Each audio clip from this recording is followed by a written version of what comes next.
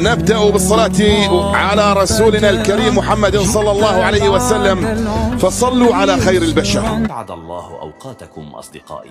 قبل الدخول في تفاصيل الفيديو أتمنى منكم الضغط على زر الإعجاب والاشتراك بالقناة كي يصلكم كل جديد.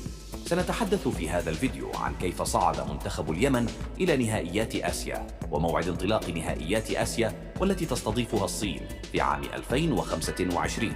منتخبنا الوطني للشباب دخل البطولة وهو عازم على الصعود إلى نهائيات آسيا، حيث لعب في هذه التصفيات مع 3 منتخبات هي تيمور الشرقية وجزر المالديف والمنتخب المضيف إندونيسيا. وفي أول مباراة فاز منتخب اليمن للشباب على تيمور وبنتيجة 3 أهداف مقابل هدف وحيد. وفي المباراة الثانية لعب منتخب اليمن مع المنتخب المالديفي وفاز اليمن بنتيجة 3 أهداف دون مقابل. وفي المباراة الثالثة والحاسمة لمنتخب اليمن للشباب ضد المنتخب المضيف إندونيسيا، حيث لعب منتخب اليمن المباراة وهو عازم على تصدر المجموعة، ولكن المنتخب الإندونيسي خطف الهدف الأول قبل نهاية الشوط الأول.